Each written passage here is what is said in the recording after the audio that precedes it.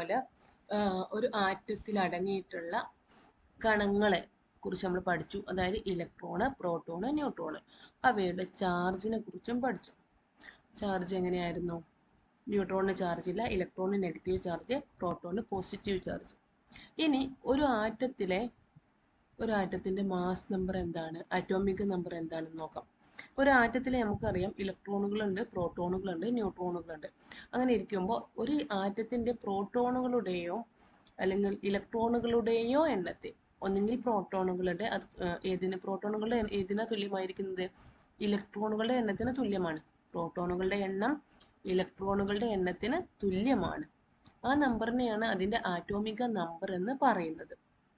എന്നാൽ ഒരാറ്റത്തിലെ പ്രോട്ടോണുകളുടെയും ന്യൂട്രോണുകളുടെയും ആകെ തുകയെ, ഈ രണ്ട് എണ്ണം കൂടെ കൂട്ടി കിട്ടുന്ന ആ തുകയാണ് നമ്മളതിന്റെ മാസ് നമ്പർ എന്ന് പറയുന്നത്.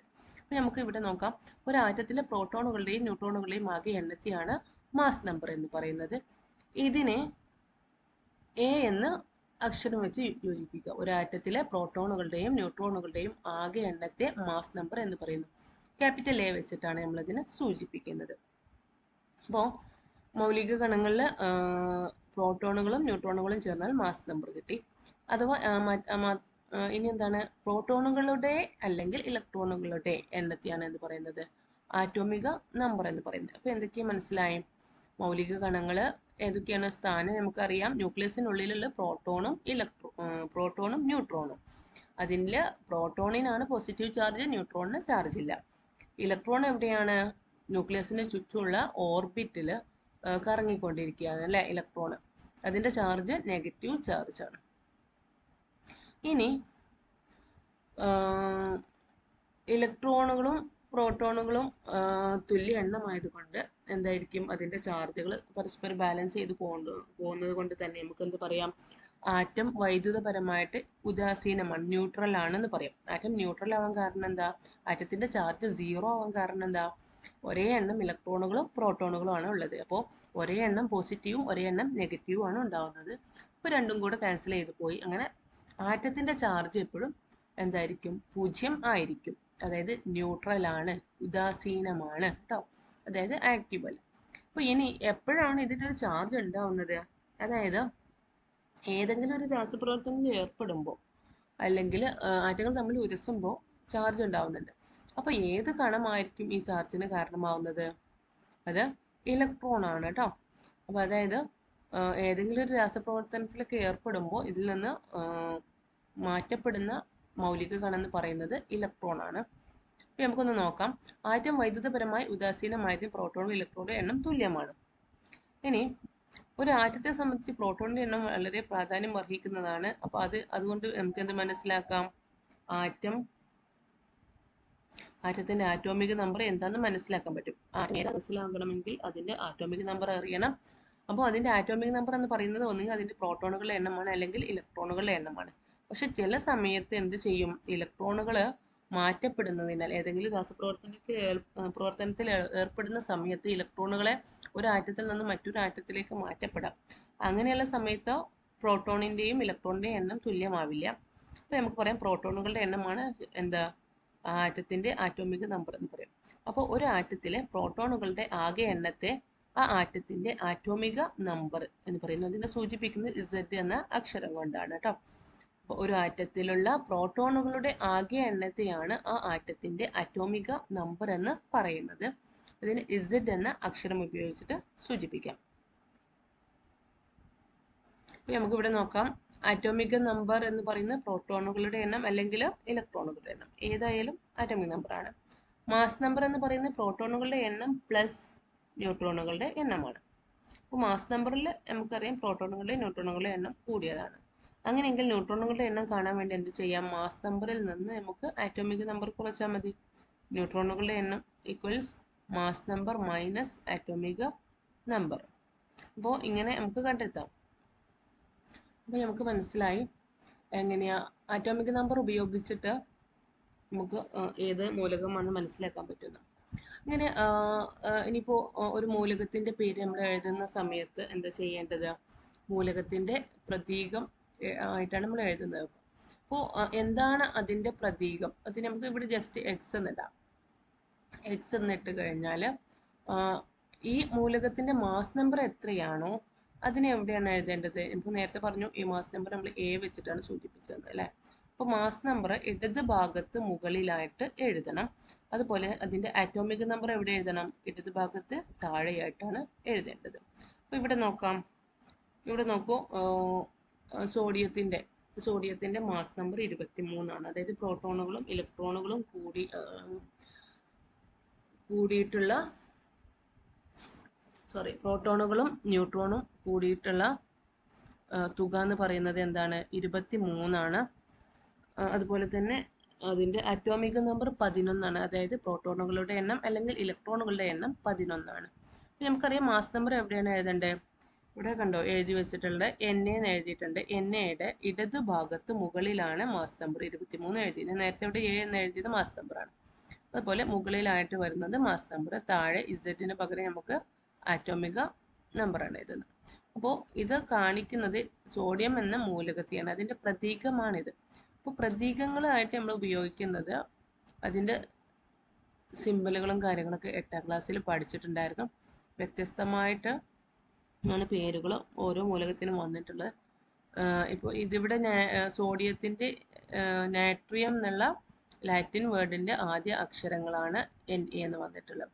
അതുപോലെ പൊട്ടാഷ്യത്തിൻ്റെ കെ എന്ന് വന്നിട്ടുണ്ട്. അങ്ങനെ വ്യത്യസ്തമായിട്ട് ചിലത് അതേ പേര് തന്നെയാണ് കൊടുത്തിട്ടുള്ളത്. ഹൈഡ്രജന് എച്ച് ആണ്, ഓക്സിജൻ ഒ ആണ്. അങ്ങനെ പലതരത്തിൽ പ്രതീകങ്ങൾ നമ്മൾ പഠിച്ചിട്ടുണ്ട് 8ാം ക്ലാസ്സിൽ. അപ്പോൾ ഇവിടെ എങ്ങനെയാണ് ആറ്റോമിക് നമ്പറും മാസ് നമ്പറും എഴുതുന്നത് നമ്മൾ പഠിച്ചു കഴിഞ്ഞു. ഇനി ഒരു ആറ്റത്തിൽ മൗലിക കണങ്ങൾ ഇപ്പോൾ പഠിച്ചു കഴിഞ്ഞാൽ പ്രോട്ടോൺ, ഇലക്ട്രോൺ, ന്യൂട്രോൺ. അവ കൂടാതെ തന്നെ ചില കണങ്ങളും കൂടി ഉണ്ടാകുന്നത് എന്തൊക്കെയാണ്? മീസോണുകൾ, ന്യൂട്രിനോ, ആൻറ്റി ന്യൂട്രിനോ, പോസിട്രോൺ എന്നിവയാണ്. മീസോണുകൾ, ന്യൂട്രിനോ, ആൻറ്റി ന്യൂട്രിനോ, പോസിട്രോൺ എന്നിവയ്ക്ക് എന്താണ്? ഒരാറ്റത്തിൻ്റെ അടങ്ങിയിട്ടുള്ള മറ്റു കണങ്ങളാണ് കേട്ടോ. ഇനി നമുക്ക് ഈ പ്രതീകങ്ങൾ അനുസരിച്ചുള്ള കോളങ്ങൾ ഫില്ല് ചെയ്ത് നോക്കാം. ഇവിടെ ഹൈഡ്രജൻ ആണ്. ഹൈഡ്രജൻ്റെ പ്രതീകം നോക്കുക, എച്ച് ആണ്, ക്യാപിറ്റൽ എച്ച്. അതിൽ മാസ് നമ്പർ 1 എന്ന് കൊടുത്തിട്ടുണ്ട്. അതുപോലെ തന്നെ ആറ്റോമിക് നമ്പർ 1 കൊടുത്തിട്ടുണ്ട് അല്ലേ? കണ്ടാൽ മനസ്സിലാവും. ഇപ്പോൾ ഇവിടെ ആറ്റോമിക് നമ്പർ എത്രയാണ്? 1 ആണ്. നമുക്ക് 1 എന്ന് എഴുതാം. ഇനി മാസ് നമ്പർ എന്താണ്? 1 ആണ്. 1 എന്ന് എഴുതാം. അപ്പോൾ ആറ്റോമിക് നമ്പർ 1 ആയതുകൊണ്ട് പ്രോട്ടോണുകളുടെ എണ്ണം എന്തായിരിക്കും? 1 ആയിരിക്കും. ഇലക്ട്രോണുകളുടെ എണ്ണം എന്ത് തന്നെയായിരിക്കും? 1 ആയിരിക്കും. എന്നാൽ ന്യൂട്രോണുകളുടെ എണ്ണം എങ്ങനെ കാണുന്നത്? മാസ് നമ്പറിൽ നിന്ന് എന്ത് ചെയ്യണം? പ്രോട്ടോണുകളുടെ എണ്ണം മൈനസ് ചെയ്യണം. ഇവിടെ മാസ് നമ്പർ 1 ആണ്. ആ 1ൽ നിന്നും ഇലക്ട്രോണുകൾ അല്ലെങ്കിൽ പ്രോട്ടോണുകളുടെ എണ്ണമായിട്ടുള്ള 1 മൈനസ് ചെയ്യുമ്പോൾ എത്രയാണ് കിട്ടുക? 0 ആണ് കിട്ടുക അല്ലേ? അപ്പം ഇവിടെ ന്യൂട്രോണുകളുടെ എണ്ണം എന്ന് പറയുന്നത് 0 ആണ്. അതായത് ഹൈഡ്രജൻ്റെ കേസിൽ ന്യൂട്രോണുകളുടെ എണ്ണം 0 ആണ്. എന്നാൽ നമുക്കറിയാം ഹൈഡ്രജൻ്റെ ചില പ്രത്യേക കേസുകൾ വരാറുണ്ട്. അതായത് ഐസോട്ടോപ്പ്. ആ ഐസോട്ടോപ്പുകളിൽ ഇപ്പോൾ ഇത് ആദ്യത്തെ ഐസോട്ടോപ്പാണ് വന്നിട്ട് പ്രോട്ടിയാണ്. എന്നാൽ ഡ്യൂട്ടീരിയം, ട്രിഷ്യം എന്ന ഐസോട്ടോപ്പുകളുണ്ട്. ഈ ഇത്ര ഐസോട്ടോപ്പുകളിൽ ന്യൂട്രോണുകളുടെ എണ്ണം ഒരു ന്യൂട്രോൺ ആണെങ്കിൽ മാസ് നമ്പർ എന്തായിട്ട് മാറും? 2 ആയിട്ട് മാറും. അങ്ങനെയുള്ള ഐസോട്ടോപ്പിനെയാണ് നമ്മൾ ഡ്യൂട്ടീരിയം എന്ന് പറയുക. അപ്പോൾ ഡ്യൂട്ടീരിയത്തിനെ നമ്മൾ ഡി കൊണ്ടാണ് കാണിക്കുക. ആ ഡ്യൂട്ടീരിയത്തിന് എന്തായിരിക്കും? ആറ്റോമിക് നമ്പർ 1 തന്നെയായിരിക്കും. പക്ഷെ ന്യൂട്രോണുകളുടെ എണ്ണം 1 ആയതുകൊണ്ട് മാസ് നമ്പർ 2 ആയിട്ട് വരും. അതേപോലെ ന്യൂട്രോണുകളുടെ എണ്ണം 2 വരുന്ന മറ്റൊരു ഐസോട്ടോപ്പ് ഉണ്ട് ഹൈഡ്രജന്. അതിന് എങ്ങനെയാണ് വരുന്നത്? ആറ്റോമിക് നമ്പർ 1 തന്നെയാണ്. ന്യൂട്രോണുകളുടെ എണ്ണം 2 ആയിട്ട് വരുമ്പോൾ മാസ് നമ്പർ 3 ആയിട്ട് വരും. അതിൻ്റെ പേരാണ് ട്രിഷ്യം. ടി എന്ന് സൂചിപ്പിക്കുന്ന ട്രിഷ്യത്തെയാണ്. അതുപോലെ ഐസോട്ടോപ്പുകളുടെ കാര്യം പറഞ്ഞതാണ്. ഇനി അടുത്ത ഇവിടെ തന്നിട്ടുള്ള ആറ്റം എന്ന് പറയുന്നത് എലമെൻ്റ് ഏതാണ്? ഹീലിയമാണ്. ഹീലിയത്തിന് മാസ് നമ്പർ 4, ആറ്റോമിക് നമ്പർ 2 തന്നിട്ടുണ്ട്. അപ്പം നമുക്ക് എഴുതാം ഇവിടെ 2. ആറ്റോമിക് നമ്പർ 2 ആണ്, മാസ് നമ്പർ 4 ആണ്. പ്രോട്ടോണുകളുടെ എണ്ണം എത്രയാണ്? ആറ്റോമിക് നമ്പർ തന്നെയാണല്ലോ പ്രോട്ടോണുകളുടെ എണ്ണം, അത് 2 ആണ്. അത് തന്നെയാണ് ഇലക്ട്രോണുകളുടെ എണ്ണം, അത് 2 ആണ്.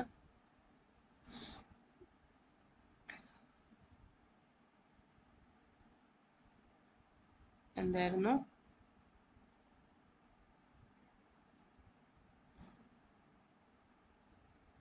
ഇലക്ട്രോണുകളുടെ എണ്ണം 2 തന്നെയാണ്.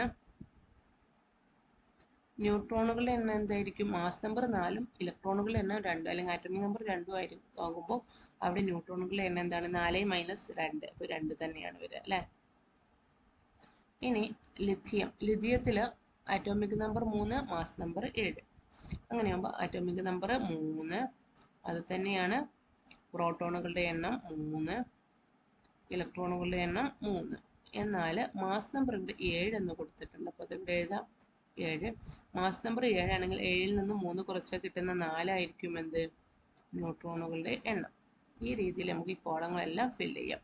കാർബൺ 12 ആണ് മാസ് നമ്പർ, ആറ്റോമിക് നമ്പർ 6 ആണ്. അപ്പോൾ പ്രോട്ടോണുകളുടെ എണ്ണം 6 ആണ്, ഇലക്ട്രോണുകളുടെ എണ്ണം 6 ആണ്. എന്നാൽ മാസ് നമ്പർ 12 ആയതുകൊണ്ട് ന്യൂട്രോണുകളുടെ എണ്ണം എന്താണ്? 12 - 6 6 തന്നെയാണ് അല്ലേ. ഇവിടെ നിയോൺ ആണ്. നിയോണിന് 10 ആണ് ആറ്റോമിക് നമ്പർ. അപ്പോൾ ഇലക്ട്രോണുകളുടെ എണ്ണവും പ്രോട്ടോണുകളുടെ എണ്ണവും 10 ആണ്. എന്നാൽ മാസ് നമ്പർ 20 ആയതുകൊണ്ട് ന്യൂട്രോണുകളുടെ എണ്ണം എന്ത് വരും? 20 - 10 10 വരും. ആർഗണ് നമുക്കറിയാം ഒരു നോബിൾ ഗ്യാസ് അല്ലേ. നിയോണോ, ഹീലിയം, ആർഗൺ ഇതെല്ലാം നോബിൾ ഗ്യാസ് ആണ്. അപ്പോൾ അതായത് ഉത്കൃഷ്ടവാതകങ്ങളാണ്. അപ്പോൾ ഇതിലെന്താണ് വന്നിട്ടുള്ളത്? 18 ആണ് ആറ്റോമിക് നമ്പർ. അപ്പോൾ ഇലക്ട്രോണുകളുടെയും ന്യൂട്രോണുകളുടെയൊക്കെ എണ്ണം പ്രോട്ടോണുകളുടെയും ഇലക്ട്രോണുകളുടെയും എണ്ണം 18 ആണ്. എന്നാൽ ന്യൂട്രോണുകളുടെ എണ്ണം കണ്ടെത്താൻ നമുക്ക് എന്ത് ചെയ്യണം? 40ൽ നിന്ന് 18 മൈനസ് ചെയ്യണം. അപ്പോൾ എത്ര കിട്ടും? 22 എന്ന് കിട്ടും. ന്യൂട്രോണുകളുടെ എണ്ണം 22 എന്ന് കിട്ടും. 40ൽ നിന്ന് 18 മൈനസ് ചെയ്യുമ്പോൾ 22. ഓക്കെ. അപ്പോൾ ഇത്രയുമാണ് നമുക്ക് എങ്ങനെയാണ് ന്യൂട്രോണിനെ കണ്ടെത്താം അല്ലെങ്കിൽ പ്രോട്ടോണുകൾ ഇലക്ട്രോണുകളൊക്കെ എണ്ണം കണ്ടെത്തുന്നത് എന്നുള്ള കാര്യം ഇങ്ങനെയാണ് ഇരിക്കുന്നത്. ഇതുപോലെ നിങ്ങൾക്ക് മനസ്സിലാക്കാൻ കഴിയും. ഇതുപോലെ എഴുതി നോക്കുക കേട്ടോ. ബാക്കി കോളങ്ങൾ ഫില്ല് ചെയ്യാം. ഇനി എങ്ങനെയാണ് ആറ്റത്തിൻ്റെ ഇലക്ട്രോൺ വിന്യാസം എഴുതുന്നത് നോക്കാം. ആറ്റത്തിൽ നമുക്കറിയാം എല്ലാ ഇലക്ട്രോണുകളും ന്യൂക്ലിയസിന് ചുറ്റുമുള്ള ഓർബിറ്റുകളിലാണ് വിന്യസിച്ചിട്ടുള്ളത്. എങ്ങനെയാണ് നമ്മൾ ഓർബിറ്റുകളുടെ പേര് അന്നേരം പറഞ്ഞിരുന്നത്? 1, 2, 3, 4 അങ്ങനെ പറയാം, അല്ലെങ്കിൽ KLMNO ഇങ്ങനെയും പറയാം അല്ലേ. അപ്പോൾ നമ്മൾ ആദ്യത്തെ 2 ഇലക്ട്രോണുകൾ എവിടെയാണ്? ആദ്യത്തെ ഇലക്ട്രോണുകളിൽ 2 എണ്ണം മാത്രമേ എവിടെ കൊടുക്കാൻ കഴിയുള്ളൂ? Kയിൽ കൊടുക്കാൻ പറ്റും. അതിന് Kക്ക് 2 എണ്ണം മാത്രമേ ഇലക്ട്രോണുകളെ നമുക്ക് നൽകാൻ കഴിയുള്ളൂ. അത് കഴിഞ്ഞാൽ പിന്നെ വരുന്നതിൽ എത്ര? 8 ഇലക്ട്രോണുകൾ വരെ നമുക്ക് എവിടെ കൊടുക്കാം? L ഷെല്ലിൽ കൊടുക്കാം. അപ്പോൾ നമ്മൾ ആദ്യത്തേതിൽ ഇലക്ട്രോണുകളുടെ നമുക്കുള്ള ഇലക്ട്രോണുകളിൽ 2 എണ്ണം എവിടെ കൊടുക്കാം? Kയിൽ കൊടുക്കാം. പിന്നെ വരുന്നതിൽ 8 വരെയുള്ള ഇലക്ട്രോണുകൾ എവിടെ കൊടുക്കാം? Lൽ കൊടുക്കാം. പിന്നെ വരുന്നതിൽ 18 വരെ ഇലക്ട്രോണുകൾ എവിടെ കൊടുക്കാം? Mൽ കൊടുക്കാം. ഇങ്ങനെ ഈ രീതിയിലാണ് ഇലക്ട്രോൺ വിന്യാസം പോകുന്നത്. അപ്പോൾ നമുക്ക് നോക്കാം. ഹൈഡ്രജൻ ആറ്റോമിക് നമ്പർ 1 ആണ്. അപ്പോൾ ഇലക്ട്രോണുകളുടെ എണ്ണം 1 ആണ്. അത് Kയിൽ മാത്രമേ ആവശ്യമുള്ളൂ അല്ലേ. Kയിൽ ഒരു ഒഴിവും കൂടെ ഉണ്ട്. ശരിക്കും ഇവിടെ ഒരെണ്ണം ആയതുകൊണ്ട് ഒരെണ്ണത്തിന് മാത്രമേ നമുക്ക് കൊടുക്കാൻ കഴിയുന്നുള്ളൂ. അതുപോലെ ഹീലിയത്തിലാണെങ്കിലോ 2 ഇലക്ട്രോണുകളാണ്. അങ്ങനെയാകുമ്പോൾ Kയിൽ കൊടുത്തു. എന്നാൽ ലിഥിയത്തിൽ 3 ഇലക്ട്രോൺ ഉണ്ട്. പക്ഷെ 3 എണ്ണത്തിൽ 2 എണ്ണേ നമുക്ക് K ഷെല്ലിൽ കൊടുക്കാൻ കഴിയുള്ളൂ. ബാക്കി ആർക്ക് കൊടുക്കണം? L ഷെല്ലിൽ കൊടുത്തു. അപ്പോൾ ബാക്കിയുള്ള 1 L ഷെല്ലിലോട്ട് വന്നു. ബെറിലിയത്തിന് 4 ആണ് ആറ്റോമിക് നമ്പർ. അതായത് ഇലക്ട്രോണുകളുടെ എണ്ണം 4 ആണ്. അതിൽ 2 എണ്ണം K ഷെല്ലിൽ കൊടുത്തു, ബാക്കി 2 എണ്ണം L ഷെല്ലിൽ കൊടുത്തു. ഇനിയോ ബോറോണിൻ്റെ 5 ഇലക്ട്രോണുകളാണ്. ഇതിൽ 5 ഇലക്ട്രോണുകൾ 2 എണ്ണം നമുക്ക് എവിടെ കൊടുക്കാൻ പറ്റുള്ളൂ? Kയിൽ കൊടുക്കുള്ളൂ. ബാക്കി 3 എണ്ണം L ഷെല്ലിൽ കൊടുത്തു. ഈ രീതിയിൽ നമുക്ക് നോക്കാം. കാർബണ് 6 ആണ്. അപ്പോൾ 2 എണ്ണം K ഷെല്ലിൽ, ബാക്കി 4 എണ്ണം L ഷെല്ലിൽ. ഇനി അതുപോലെ നൈട്രജൻ 7 ആണ്. 2, 5 എന്ന രീതിയിൽ പോയി അല്ലേ. ഇവിടെ ഓക്സിജൻ ആണെങ്കിൽ 2, 6 അപ് ടു ഏതുവരെ പോന്നു? 2, 8. നിയോൺ 2, 8 കിട്ടി. ഇനിയും ഒരു ഇലക്ട്രോൺ കൂടുതൽ വന്നത് എവിടെയാ നോക്കുക? സോഡിയത്തിന് 11 ആണ്. 11 ഇലക്ട്രോണുകളാണ്. 2, 8. 10 എണ്ണല്ലേ ഉള്ളൂ. ബാക്കിയുള്ള ഒരെണ്ണം എങ്ങോട്ട് കൊടുത്തു? M ഷെല്ലിലോട്ട് കൊടുത്തു. മൂന്നാമത്തെ ഷെല്ലാണ് M ഷെൽ. KLMNO അങ്ങനെയാണല്ലോ. അപ്പോൾ M ഷെല്ലിലോട്ടാണ് ബാക്കി വന്നത്. അതുപോലെ ഇനി വരുന്നതിലെല്ലാം 2, 8 കഴിഞ്ഞിട്ട് ബാക്കി വരുന്ന ഇലക്ട്രോണുകളെല്ലാം M ഷെല്ലിലോട്ട് പോകും. മാഗ്നീഷ്യത്തിന് 2 എണ്ണം M ഷെല്ലിൽ, അലുമിനിയത്തിന് 3 എണ്ണം M ഷെല്ലിലോട്ട് പോയി, സിലിക്കണിന് 4 എണ്ണം M ഷെല്ലിലോട്ട് പോയി. ഇതുപോലെയാണ് ഇലക്ട്രോൺ വിന്യാസം കൊടുക്കുന്നത്. അപ്പോൾ ആർഗണ് 2, 8, 8 വന്നു. അപ്പോൾ K ഷെല്ലിൽ ഉൾപ്പെടാവുന്ന മാക്സിമം അതായത് പരമാവധി ഇലക്ട്രോണുകളുടെ എണ്ണം എന്ന് പറയുന്നത് 2 ആണ്. L ഷെല്ലിലാണെങ്കിലോ അത് 8 ആണ് അല്ലേ. ഇവിടെ നമുക്ക് 2 എന്ന് എഴുതാം. അതുപോലെ ഇവിടെ 8 എന്ന് എഴുതാം. ഇലക്ട്രോണുകളുടെ പൂരണം ഇങ്ങനെ എന്തെങ്കിലുമൊക്കെ ഒരു റൂൾസ് അനുസരിച്ചായിരിക്കില്ലേ നടന്നിട്ട്, ഏത് റൂൾസ് ആണ് നമുക്ക് നോക്കാം. അപ്പോൾ ഏതൊരു ഷെല്ലിലും ഉൾക്കൊള്ളാവുന്ന പരമാവധി ഇലക്ട്രോണുകളുടെ എണ്ണം എന്ന് പറയുന്നത് 2n² ആണ് വെച്ചിട്ടുള്ളത്. ഇവിടെ n എന്ന് പറയുന്നത് 1 2 3 4 അത് നമ്പർ ഷെല്ലിന്റെ സംഖ്യ, അതായത് k ആണെങ്കിൽ 1 ആണ്, l ആണെങ്കിൽ 2 ആണ്. അപ്പോൾ നമുക്കറിയാലോ, ന്യൂക്ലിയസ് ഇങ്ങനെ നിൽക്കുമ്പോൾ ന്യൂക്ലിയസിന്റെ ചുറ്റും നമ്മൾ എന്തുണ്ടായിരുന്നു, ഓർബിറ്റുകൾ അങ്ങനെ ഉണ്ടായിരുന്നു അല്ലേ. വരയിൽ തെറ്റിപ്പോയതാണ്, ഇങ്ങനെ കോൺസെൻട്രിക് റിങ്സ് ആയിട്ട് നമ്മൾ വെച്ചത്. അപ്പോൾ ഇതിന്റെ n 1, ഈ രണ്ടാമത്തിന്റെ n എന്ന് പറയുന്നത് 2, മൂന്നാമത്തെ എം ഷെല്ലിൽ നമ്മൾ n എത്രയാണ് പറഞ്ഞിട്ടുള്ളത്, 3 അല്ലേ, 3 അങ്ങനെ വരുന്നത്. അപ്പോൾ പരമാവധി ഈ ആദ്യത്തെ കെ ഷെല്ലിൽ എത്ര ഇലക്ട്രോണുകളാണ് ഉള്ളത് എന്നുള്ളത് നമുക്ക് നോക്കാം. ഷെല്ലിന്റെ സംഖ്യ 1 ആയതുകൊണ്ട് 2n² എന്ന സമവാക്യം വെച്ചിട്ട് നമ്മൾ കണ്ടെത്തുന്നത്. ഇപ്പോൾ 2 × 1² 2, പരമാവധി എത്രയേ പറ്റുള്ളൂ, 2 ഇലക്ട്രോണുകളെ പറ്റുള്ളൂ. എന്നാൽ എൽ ഷെല്ലിലാണെങ്കിലോ 2 ആണ് ഷെല്ലിന്റെ സംഖ്യ, അപ്പോൾ 2 × 2², അത് എത്ര വരിക, 8, 4 × 2 8 വരും. ഇനി മൂന്നാമത്തേലാണെങ്കിലോ എങ്ങനെയായിരിക്കും നമുക്കറിയാം, എങ്ങനെ 2n² ആണ്, അപ്പോൾ 2 ×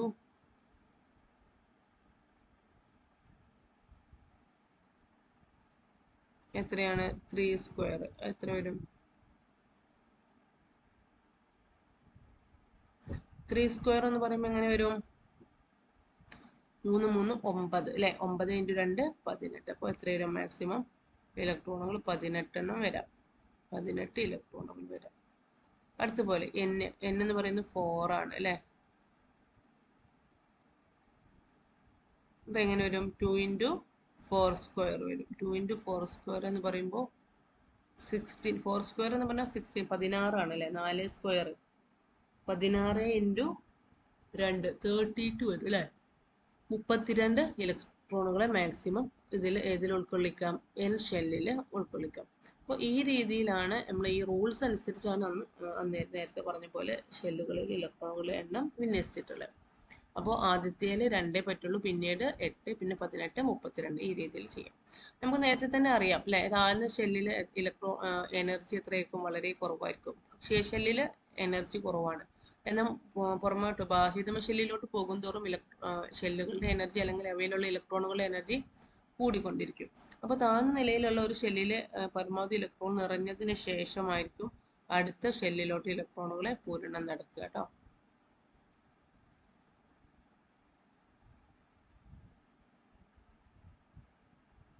അങ്ങനെയാകുമ്പോൾ ഇപ്പോൾ ഒരു ഹൈഡ്രജന്റെ ഹീലിയത്തിന്റെ കേസിൽ മാത്രമേ എന്ത് വരുന്നുള്ളൂ, 2 ഇലക്ട്രോണുകൾ ബാഹ്യതമ ഷെല്ലിൽ വരുന്നുള്ളൂ.